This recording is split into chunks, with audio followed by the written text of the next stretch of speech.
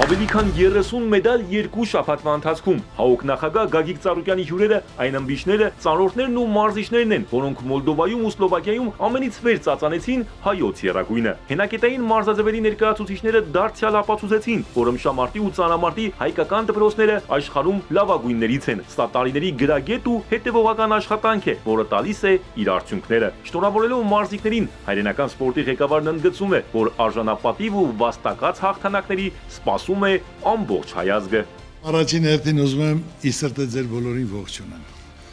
Ասեմ ապրեք, հալալա ձեզ, որ կարողանում եք ցանկացած մրցմանը գնաք աշխարհի Եվրոպայի առաջնության, մեդալով վերադառնաք, հայազգի պատիվը բարձր պահեք, դրոշը բարձրացնեք, հիմը հնչեցնեք։ Այսօր մեր երկիրը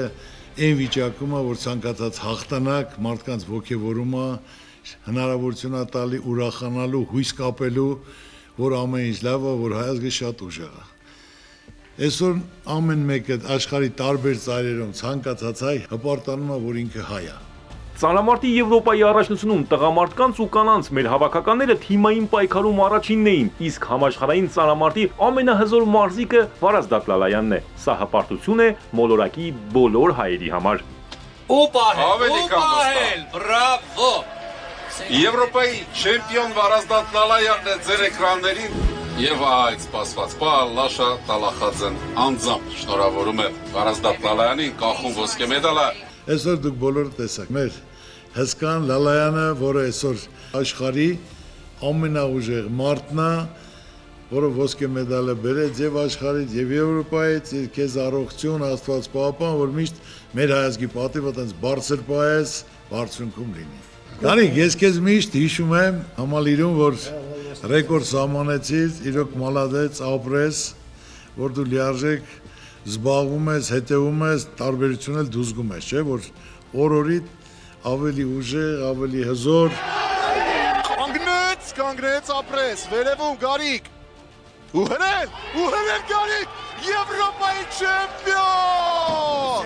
Ձեր էկրաններին։ 109 կիլոգրամ քաշային կարգում սպասված վերադարձ էր Սիմոն Մարտիրոսյանի մրցելույթը։ Նա արժանի պայքար մղեց ու դարձավ Եվրոպայի փոխչեմպիոն։ Ապրես, կեցես, ֆանտաստիկ է աշխատում։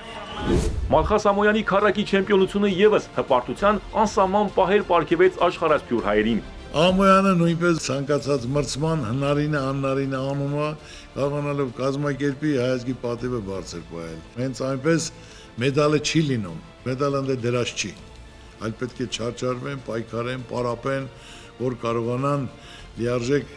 հաջողության հասնել։ Իսկ Արթուր Ալեքսանյանը վնասվածքի պատճառով այս անգամ չհաջողեց, բայց դրանով նրա համաշխարհային փառքը չի խամրում։ Ուզում եմ ասեմ, որ դու էլ մեծ գործ ես կատարել, եղբայր ջան, ամբողջ ուշադրությունը դնելով, որ մեր օլիմպիական չեմպիոնն է,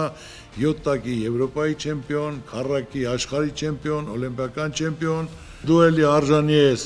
պարգևատրման ախպեր, որտեղ օլիմպիական չեմպիոն ես դու, ոչ մեկ իրավունք չունի մոռանալու եւ ամբողջ աշխարհի հայությունը պետք է գնահատի, հարգի, ով հայազգի պատիվը կարող է աշխարհում մեկ բարձր պահել։ Արթուր ջան, դու նույնպես մեծ ներդրում ունես։ Օլիմպիական կոմիտեն չեմպիոններին կպարգևատրի, իսկ մինչև այդ հատուկ նվեր ունեն։ Քանի որ լինելու է հայնական մեծ պատերազմի 80-ամյակը, մեր ծնողների պապերի հաղթանակն է, որը միասնական կարողացել են մասնակցեն, հաղթանակ պարգևել եւ դրա համար կա բացթողած արտադրած կոնյակներ, որը 1945 թվականի բերքից խաղողիցը, որը դա վաճառքում չի լինելու, չի վաճառվելու, միայն ճիշտ հասցեատերերին։ Եվ այդ հասցեատերերից այսօր նստած են այստեղ։ Ոչ մեկին ոչ մի բանով չես կարող զարմացնել։ Ուշադրություն, վերաբերմունք, հարգանք, որ մարդը ավելի լավ մասնակցի, ավելի դուխով, ավելի հավեսով, ու ամենակարևորը իմացեք, որ դուք ձեռագիր եք թողել։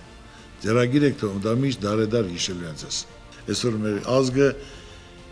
կարիք ունի հաղթանակի։ Մեր ազգը իրավունք չունի կոտրվելու, հիասթափվելու։ Հիմնական խնդիրը պետք է միասնական լինեն, մի բռունց լինեն, իսկ այդ դեպքում միշտ էլ հաջողություն հաղթանակ լինելու է ցանկացած ոլորտում։ Առջևում արդեն աշխարհի առաջնություններն են, ու ինչպես ՀԱՕԿ նախագահն է նշում, մեր մարզիկների սպասելիքները ավելի մեծ են։